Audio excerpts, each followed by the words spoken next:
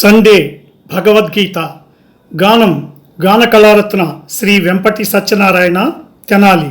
వ్యాఖ్యానం సహజ కవి డాక్టర్ అయినాల మల్లేశ్వరరావు తెనాలి. భూమేన వ్రియతే వహ్నిః యథాదర్శో మలేన చ యథోల్భేనావృతో గర్భః తదా తేనేదమావృతం.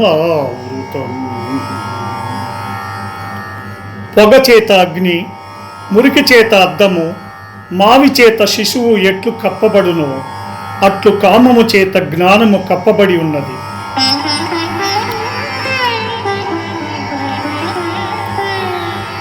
యదా యదా హి ధర్మస్య గ్లానిర్భవతి భారత అభ్యుత్థానమధర్మస్య తదాత్మానం సృజామ్యహం.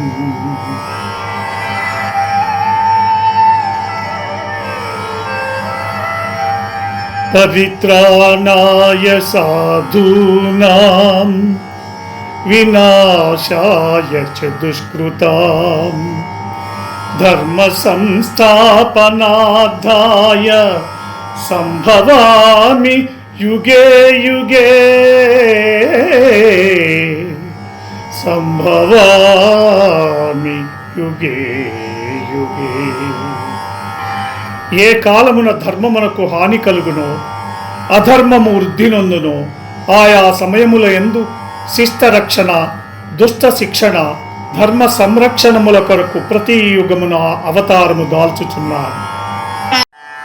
భగవద్గీత 19 మరియు 20 శ్లోకాలకు వ్యాఖ్యానం. 19వ శ్లోకం ధూమేన వ్రియతే వహ్నిః.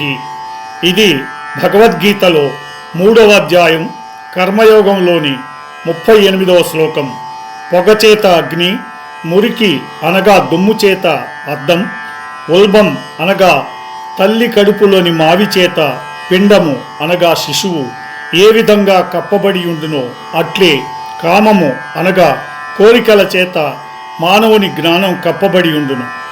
ప్రతి జీవి హృదయంలోనూ ఆత్మ ఎప్పుడూ దేదీప్యమానంగా వెలుగుతూనే ఉంటుంది. కానీ అది కామం అనగా కోరికలు అనే పొరతో కప్పబడి ఉండటం వల్ల మన అనుభవానికి రావడం లేదు. ఇది అర్థం కావడానికి పై 3 చక్కని ఉదాహరణములు చెప్పారు.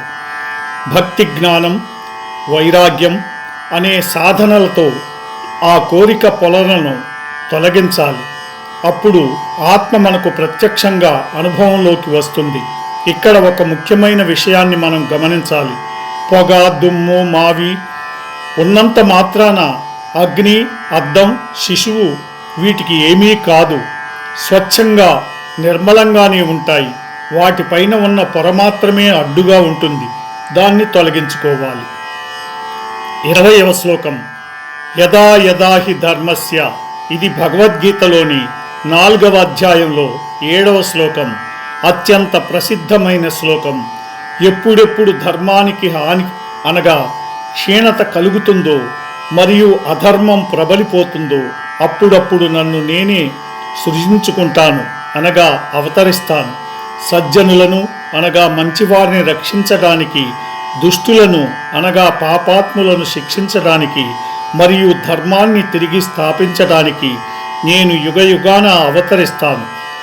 పరిత్రాణాయ సాధూనాం. ఇది భగవద్గీత 4వ అధ్యాయమైన జ్ఞాన విభాగ యోగంలోని 8వ శ్లోకం. ఈ శ్లోకం ద్వారా భగవంతుడు సమాజంలో ధర్మం తప్పినప్పుడు తాను స్వయంగా అవతరించి లోక కళ్యాణం చేస్తానని మానవాళికి భరోసా ఇచ్చారు. మనం గమనించాల్సిన విషయం ఏమిటంటే శ్రీకృష్ణుడు, వేదవ్యాసుడు, వాల్మీకి మహర్షి మొదలైన వారు ఆత్మతత్వానికి, నారాయణ తత్వానికి ప్రతీకలు. అర్జునుడు శరీరతత్వానికి, నరతత్వానికి ప్రతీక. ధ్యానం ద్వారా, ధ్యాన యోగం ద్వారా, ధ్యానాభ్యాసం ద్వారా నరుడు నారాయణుడు అవుతాడు. ఈ ప్రోగ్రాంపై మీ యొక్క అభిప్రాయాన్ని లైక్ చేసి కామెంట్ రూపంలో తెలియజేయండి.